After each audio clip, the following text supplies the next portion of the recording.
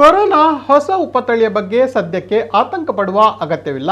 ಎಚ್ಚರಿಕೆಯಿಂದಿದ್ದರೆ ಸಾಕು. ಹೆಚ್ಚು ಜನರು ಸೇರುವ ಕಡೆ ಮಾಸ್ಕ್ ಕಡ್ಡಾಯವಾಗಿ ಹಾಕಿಕೊಳ್ಳಬೇಕು ಎಂದು ಮುಖ್ಯಮಂತ್ರಿ ಸಿದ್ದರಾಮಯ್ಯ ತಿಳಿಸಿದ್ದಾರೆ. ಆರೋಗ್ಯ ತಜ್ಞರ ಜೊತೆ ಕೊರೋನಾ ಸಂಬಂಧಿತ ಉನ್ನತ ಮಟ್ಟದ ಸಭೆಯ ಬಳಿಕ ಸುದ್ದಿಗೋಷ್ಠಿಯಲ್ಲಿ ಅವರು ಮಾತನಾಡಿದರು. ಹೊಸ ವರ್ಷ ಹಾಗೂ ಕ್ರಿಸ್ಮಸ್ ಹಬ್ಬಕ್ಕೆ ಯಾವುದೇ ನಿಯಮ ಇಲ್ಲ, ಆದರೆ ಜನಸಂದಣಿಯಲ್ಲಿ ಮಾಸ್ಕ್ ಹಾಕಿಕೊಳ್ಳಿ. ಕೊರೋನಾಗೆ ಯಾವುದೇ ಭಯಪಡುವ ಅಗತ್ಯವಿಲ್ಲ. 60 ವರ್ಷಕ್ಕಿಂತ ಮೇಲ್ಪಟ್ಟವರು ಮಾಸ್ಕ್ ಧರಿಸುವುದು ಕಡ್ಡಾಯವಾಗಿದೆ.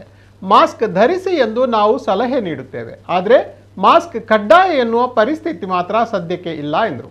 ಆಕ್ಸಿಜನ್, ಬೆಡ್, ವೆಂಟಿಲೇಟರ್, ಔಷಧ ಸೇರಿದಂತೆ ಚಿಕಿತ್ಸೆಗೆ ಯಾವುದೇ ಕೊರತೆ ಆಗಬಾರದು. ಈಗಿನ ಉಪತಳಿ JN1 ಅಪಾಯಕಾರಿಯಲ್ಲ. ಈ ಉಪತಳಿ ರಾಜ್ಯದಲ್ಲಿ 92 ಕಡೆ ಪತ್ತೆಯಾಗಿದೆ. ಬೆಂಗಳೂರಿನಲ್ಲಿ 80 ಪತ್ತೆಯಾಗಿದ್ದು 20 ಮಂದಿ ಮಾತ್ರ ಆಸ್ಪತ್ರೆಯಲ್ಲಿದ್ದಾರೆ. ಉಳಿದವರು ಮನೆಯಲ್ಲೇ ಚೇತರಿಸಿಕೊಳ್ಳುತ್ತಿದ್ದಾರೆ. 20ರಲ್ಲಿ 7 ಮಂದಿ ICUನಲ್ಲಿದ್ದಾರೆ. ಆದರೆ ಅವರಿಗೆ ಇನ್ನಿತರ ಆರೋಗ್ಯ ಸಮಸ್ಯೆಗಳಿರುವ ಕಾರಣಕ್ಕೆ ICUನಲ್ಲಿದ್ದಾರೆ. ದಿನಕ್ಕೆ 5,000 ಟೆಸ್ಟ್ಗಳು ನಡೆಯುತ್ತಿವೆ. ಬೆಂಗಳೂರಿನಲ್ಲಿ 1000 ಪರೀಕ್ಷೆ ನಡೆಯುತ್ತಿದೆ. ಕ್ಯಾಬಿನೆಟ್ ಉಪಸಮಿತಿ ರಚಿಸಲಾಗುವುದು. ಅವರು ಸಲಹಾ ಸಮಿತಿ ಜೊತೆ ಸಂಪರ್ಕದಲ್ಲಿದ್ದು ನಿರಂತರ ನಿಗಾ ಇಡಬೇಕು. ತಾಂತ್ರಿಕ ಸಲಹಾ ಸಮಿತಿ ಸಲಹೆಗಳನ್ನು ಪೂರ್ತಿಯಾಗಿ ಜಾರಿ ಮಾಡಬೇಕು ಎಂದರು. ಇನ್ನು ಗಡಿ ಜಿಲ್ಲೆಗಳಲ್ಲಿ ಹೆಚ್ಚೆಚ್ಚು ಪರೀಕ್ಷೆ ನಡೆಸಬೇಕು. ಈ ಹಿಂದೆ ಮಾಡಿದ ತಪ್ಪು ಮರುಕಳಿಸಬಾರದು ಎಂದು ಅಧಿಕಾರಿಗಳಿಗೆ ಖಡಕ್ ಆಗಿ ಸೂಚಿಸಿದ್ದೇನೆಂದು ಸಿದ್ದರಾಮಯ್ಯ ಹೇಳಿದ್ದಾರೆ.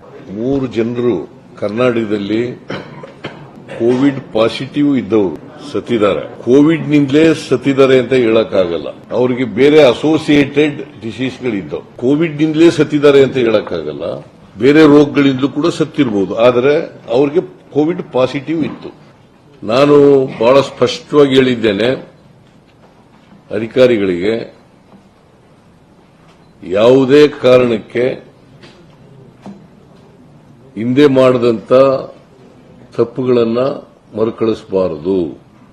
ಆಕ್ಸಿಜನ್ ಕೊರತೆಯಾಗಲಿ, ಬೆಡ್ ಕೊರತೆಯಾಗಲಿ, ವೆಂಟಿಲೇಟರ್ ಕೊರತೆಯಾಗಲಿ, ಇವ್ಯಾವ ಕೂಡ ಇರಬಾರದು. ಜೊತೆಗೆ ಯಾರಿಗೆ ಅಸೋಸಿಯೇಟೆಡ್ ಡಿಸೀಸ್ಗಳಿದ್ದಾವೆ ಅವನು ಕೂಡ ಟ್ರೀಟ್ಮೆಂಟ್ ಮಾಡತಕ್ಕಂಥ ಎಲ್ಲ ವ್ಯವಸ್ಥೆಯನ್ನು ಮಾಡಬೇಕು. ಈಗ ಡಯಾಲಿಸಿಸ್ ಮಾಡಬೇಕಾದ್ರೆ ಅದನ್ನು ಮಾಡಬೇಕಾಗ್ತದೆ. ಹಾರ್ಟ್ ಪ್ರಾಬ್ಲಮ್ ಇದ್ರೆ ಅದಕ್ಕೆ ಮಾಡಬೇಕಾಗ್ತದೆ. ಶ್ವಾಸಕೋಶದ ಸಮಸ್ಯೆ ಇದ್ರೆ ಅದಕ್ಕೆ ಮಾಡಬೇಕಾಗ್ತದೆ. ಯಾವುದೇ ಕೊರತೆಯಾಗಬಾರದು. ವೆಂಟಿಲೇಟರ್ ಕೊರತೆಯಾಗಬಾರದು, ಬೆಡ್ಗಳ ಕೊರತೆಯಾಗಬಾರದು, ಔಷಧಿಗಳ ಕೊರತೆಯಾಗಬಾರದು. ಇವೆಲ್ಲನೂ ಮಾಡಬೇಕು. ಜೊತೆಗೆ ವ್ಯಾಕ್ಸಿನೇಷನ್ ಇಫ್ ರಿಕ್ವೈರ್ಡ್ ವ್ಯಾಕ್ಸಿನೇಷನ್ ಕೂಡ ಪ್ರಾರಂಭ ಮಾಡಬೇಕು.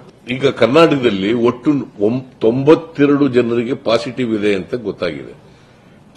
ಇದು ಟೆಸ್ಟ್ ಮಾಡಿದ ಮೇಲೆ ಗೊತ್ತಾಗಿರ್ತಕ್ಕಂಥದ್ದು. ಅದರಲ್ಲಿ ಬೆಂಗಳೂರು ನಗರದಲ್ಲೇ 80, ಬೆಂಗಳೂರು ಅರ್ಬನ್ ಡಿಸ್ಟಿಕ್ನಲ್ಲೇ 80, ಮೈಸೂರಿನಲ್ಲಿ 5, ಬಳ್ಳಾರಿನಲ್ಲಿ 3, ರಾಮನಗರ ಹಾಗೂ ಮಂಡ್ಯದಲ್ಲಿ ತಲಾ 1 ಪ್ರಕರಣ ವರದಿಯಾಗಿದೆ.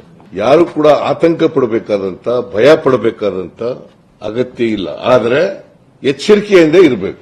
60 ವರ್ಷ ಮತ್ತು 60 ವರ್ಷಕ್ಕಿಂತ ಮೇಲ್ಪಟ್ಟವರೆಲ್ಲರೂ ಕೂಡ ಕಡ್ಡಾಯವಾಗಿ ಮಾಸ್ಕ್ ಅನ್ನು ಧರಿಸಬೇಕು. ಜನಸಂಪರ್ಕ ಮಾಡತಕ್ಕಂಥವ್ರು, ಜನಸಂದಣಿಯಲ್ಲಿ ಹೋಗ್ತಕ್ಕಂಥವ್ರು ಅವರೆಲ್ಲರೂ ಕೂಡ ಕಡ್ಡಾಯವಾಗಿ ಮಾಸ್ಕ್ ಅನ್ನು ಹಾಕಬೇಕು.